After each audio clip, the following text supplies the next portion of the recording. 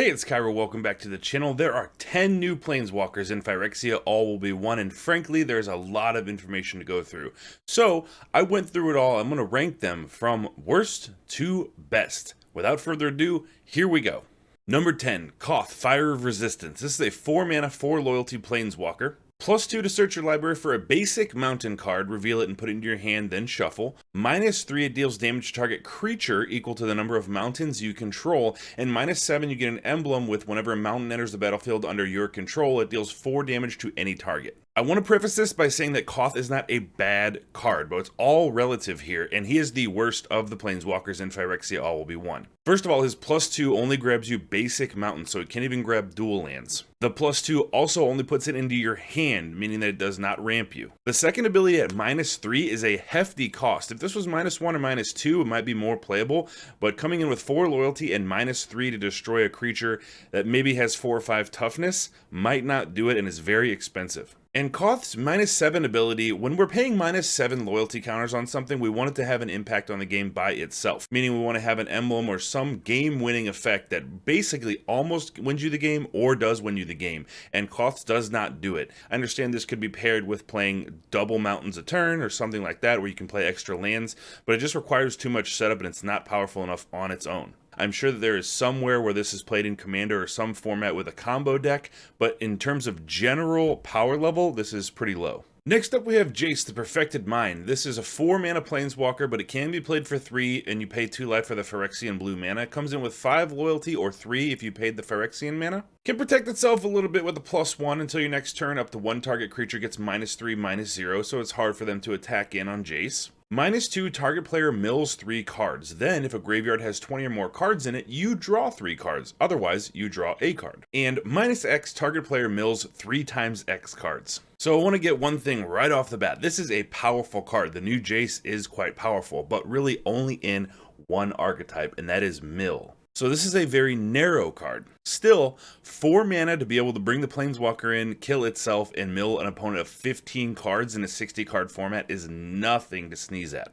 My problem with the -2 ability is target player mills 3 cards. That's great, but it brings him to 3 loyalty, and then if a graveyard has 20 or more cards in it, that's only going to be possible in mill when you've already played some mill spells. So this is if your first time out, you're not going to get much value off the -2. You're going to have them mill 3 cards and draw a card. And if you make a habit of using the -2, that weakens the -X, which is what you ultimately want to get to as a finisher in mill.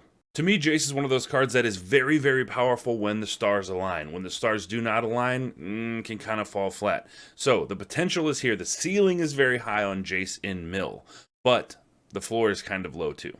At number 8, we have Kaito, Dancing Shadow, a card that I am super pumped about playing when Phyrexia releases.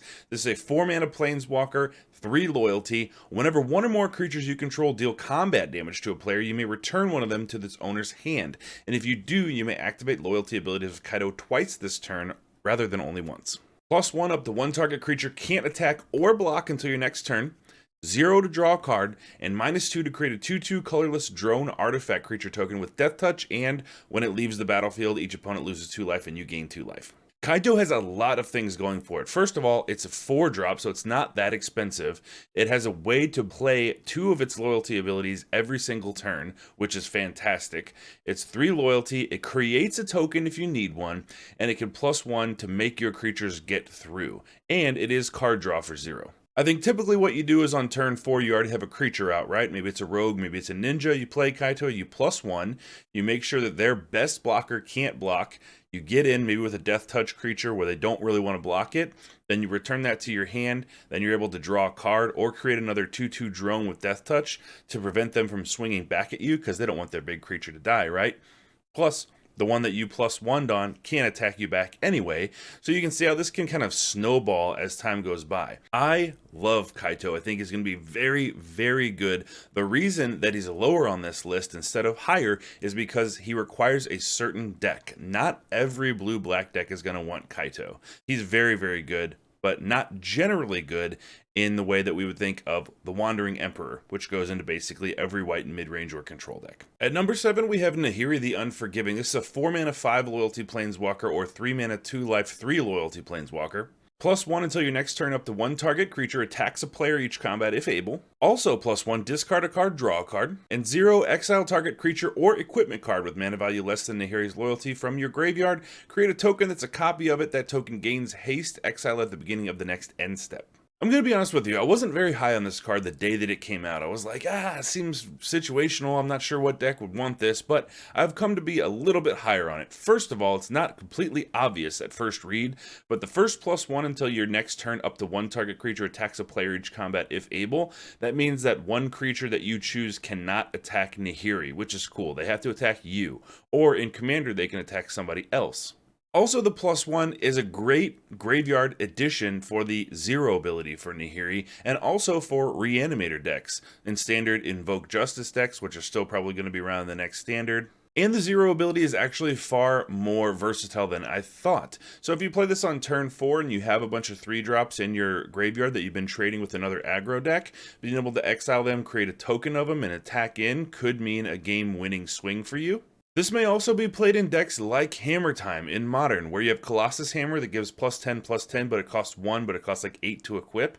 So if it's something in the graveyard like that, you can create a token copy of the hammer, and then if you have a way to equip it, you can just kind of keep that damage rolling and win the game that way. So there are ways of making Nahiri into a powerful card. I'm not sure exactly which format wants it the most, but as we've seen with Fable the Mirror Breaker since its release, that discard a card and draw a card in red can be very powerful, especially when you have ways to interact with the graveyard, reanimate things, unearth things from the graveyard, and plus Nahiri gives you a way to exile that thing and make a token copy of it. So if you watched my YouTube short where I was a little bit low on Nahiri, I have come up on her a little bit. Next is Kaya Intangible Slayer. This is not as versatile as the other Planeswalkers on this list, but it is super powerful. It's 3 double white, double black, so the mana requirement is pretty tight there. It is a hexproof Planeswalker that comes in at 6 loyalty, though, for a 7 mana investment. +2, each opponent loses 3 life, you gain 3 life. 0, you may draw 2 cards, then each opponent may scry 1.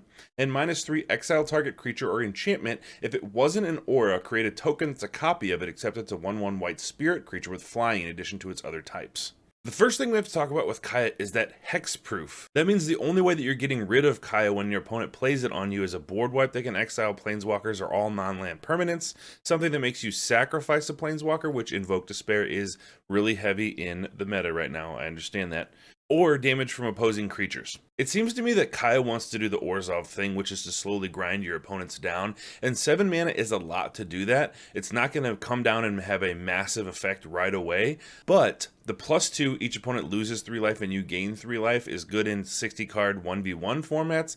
It's also really, really good in Commander. The 0, draw 2 cards and each opponent may scry 1. You are giving them a scry, but 2 cards for 0 is nice. And the -3, it removes one of their creatures, their most powerful one, and if they have a powerful creature out, you get to make a 1/1 flying copy of it, including all the enter the battlefield effects that the opponent already reaped the benefits from. There are also tons of powerful enchantments in multiple formats that you can build around Kaya Intangible Slayer. As we've seen in Standard, enchantments are a viable archetype and a tier 1 deck. The thing is that almost every deck has an enchantment nowadays, so if you exile a creature, that's great, get a creature, or you can exile one of their enchantments and really get the value off of specifically like sagas and things like that. I think Kaya is going to be very good. Okay, mono green players, you're going to like this. This is Nissa Ascended Animist. This is a 7-drop Planeswalker, but it's the only Planeswalker in the set to have double green Phyrexian mana, which means you can cast it for 5 and 4 life, and it'll come in with 4 loyalty. Its +1 is creating XX green Phyrexian horror creature token, where X is Nissa Ascended Animist's loyalty. -1 is our Naturalize, destroy target artifact or enchantment. And -7 until end of turn, creatures you control get +1/+1 for each forest you control and gain trample. One of the biggest complaints against Planeswalkers that is always seen is that they cannot protect themselves. Nissa can protect herself in a massive way. At worst, you pay the double Phyrexian mana. She comes in with 4 loyalty, and you +1 her to make a 4/4. Next turn, you can +1 again to make a 5/5. Next turn, 6/6, and so on and so forth. If you really need creatures, you can get a big one every single turn with Nissa. There are some very powerful artifacts and enchantments out there, so we have the -1 at losing 1 loyalty to destroy a big artifact or enchantment is going to be very good. And if you pay Nissa's full mana cost, meaning 7, she has 7 loyalty, so you can -7 immediately. If you have a full board and you really don't need the tokens and you're going for a game-winning strike, you can just -7, give all your creatures basically probably 7/7 and trample until end of turn, and that's going to win you the game if you're playing mono green, baby. Nissa is very good. Next up is Lukka, Bound to Ruin, another one of our completed planeswalkers. This is a 4 mana 5 loyalty planeswalker, or a 3 mana 3 loyalty planeswalker if you paid the 2 life. +1, add red-green mana to your pool. Spend this mana only to cast creature spells or activate abilities of creatures, as if Gruul was going to be doing anything else. -1, create a 3/3 green Phyrexian Beast creature token with Toxic 1. And -4, Lukka deals X damage divided as you choose among any number of target creatures and or planeswalkers, where X is the greatest power among creatures you controlled as you activated this ability. I think Lukka is going to be very good for a few reasons. A, it can protect itself. -1 to make a 3/3 green Phyrexian Beast. If you just play this on turn 4, you start making beasts. That's not an issue. That's really not bad to create a beast every single turn. If you play it on turn 4 and you have a 6-drop on turn 5 or a 7-drop or whatever, Titan of Industry, something like that, you +1, generate some mana, ramp yourself double into your big bomb. After you're done playing your big creature from your hand, just start making some 3/3 Phyrexian Beast tokens to help that bomb in combat. There is also a world where you cast Lukka on turn 5, you instantly -4 it, you kill one planeswalker with 1 loyalty, like a Wandering Emperor that's already made a token, or Liliana the Veil or something like that. You wipe out 1, 2, or maybe 3 of their creatures, especially if they're 3/1s, 2/1s, things like that. One thing also to know about Lukka that's not readily evident, like I missed it the first time I read it, the -4 is based on the power of a creature that you had when you activated the ability. So if you activate this ability and they kill your biggest creature, it doesn't matter. I mean, it does matter because your creature's gone, but the ability still has whatever power that creature had when you activated it. Next up we have Tyvar, Jubilant Brawler. This is number 1 for art in the new Planeswalkers for me. This is 1 green, 1 black, 1 generic for a 3 loyalty Planeswalker. +1, untap up to 1 target creature. -2, mill 3 cards, then you may return a creature card with mana value 2 or less from the graveyard to the battlefield. Oh, and also, you may activate abilities of creatures you control as though those creatures had haste. Tyvar is going to be absolutely crazy with mana dorks. You have a creature that taps for mana, you tap it, add a mana, play this, +1 it, untap it, tap it again for mana, and that can just go insane. Tyvar is in the absolutely correct colors and the correct mana cost to make a huge impact in Golgari, because Golgari loves to mill things into their own graveyard and then have effects based on that. If you're playing Standard, a insane target for this is Blood Tithe Harvester. On turn 2, it comes in, makes a blood token, you block with it, goes to the graveyard, you bring it back, it can tap immediately to remove another creature, and it just gets crazy from there. Even if your self-mill thing isn't online yet, and say you have like a 2/1 creature, you can still just attack with that creature if they don't have anything, get some damage in, and then +1 to untap it and make it a blocker. For 3 mana, Tyvar is very good, and it's going to make impacts in a lot of formats, I believe. Next up, we have the Eternal Wanderer, a truly magnificent card from Phyrexia. This is 6 mana, it's double white, it's 5 loyalty. No more than 1 creature can attack the Eternal Wanderer each combat. +1, exile up to 1 target artifact or creature, return that card to the battlefield under its owner's control at the beginning of the player's next end step. 0, create a 2/2 white samurai creature token with double strike. And -4, for each player, choose a creature that player controls. Each player sacrifices all creatures they control not chosen this way. Where do I begin with the Eternal Wanderer? This is 6 mana, it's a little bit pricey, more than the Wandering Emperor for sure, but 5 loyalty, no more than 1 creature can attack it per combat means it's going to be hard to kill without direct removal spells. The +1 can exile things that you own, including artifacts and creatures, and when sagas turn into creatures, they are creatures, so you can exile it, return it back as a saga.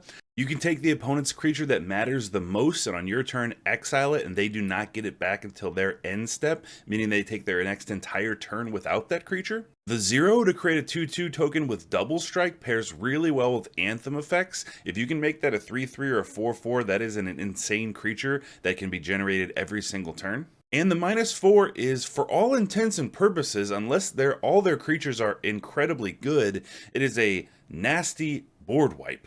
Also, the key wording here is each player sacrifices all creatures they control not chosen this way, meaning that if you can build your deck to have effects whenever you sacrifice a creature, you will get a lot of triggers off a sacrifice. Some people have said this is overhyped. I disagree. I love the hype. The hype is appropriate. And that brings us to number 1, Vraska Betrayal's Sting. This is a 6 mana Planeswalker for 6 loyalty or 5 mana for 4 loyalty. 0, you draw a card, lose a life, and proliferate. -2, target creature becomes a treasure artifact with tap, sack this artifact, add 1 mana of any color, and loses all other card types and abilities. And -9, if target player has fewer than 9 poison counters, they get a number of poison counters equal to the difference.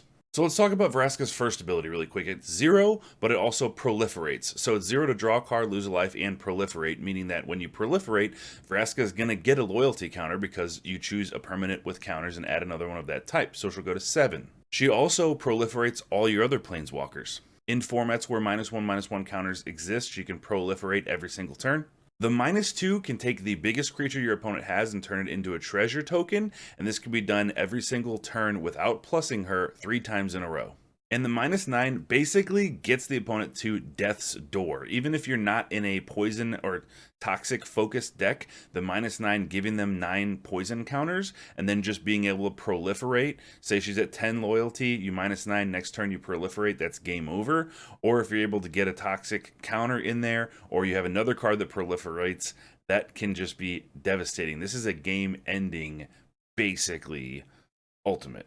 So that's going to end the video for today. I hope you enjoyed the video. If you disagree, leave them in the comments. There are very powerful Planeswalkers in this set, so it's actually really hard to rate them. I went through and I was looking at all 10 of them, and I'm like, I don't know. I don't know which one's going to be ultimately the best. But I do, I'm happy with the list. Obviously, there could be arguments made for, replacements or whatever. But thanks for watching. And like I said, leave a comment below. Thank you to all channel members for the support. And thank you to all subscribers to the channel. That's the lifeblood of the channel. I really, really appreciate it whenever people subscribe. It helps me to make more content and bring more videos more regularly. Thank you for hitting the thumbs up. I know I'm asking you to do like a lot of things at the end of the video. And also, lastly, there are 2 videos here if you'd like to watch more. So if you subscribe, I will see you next time. Thank you for the support. Have a great day.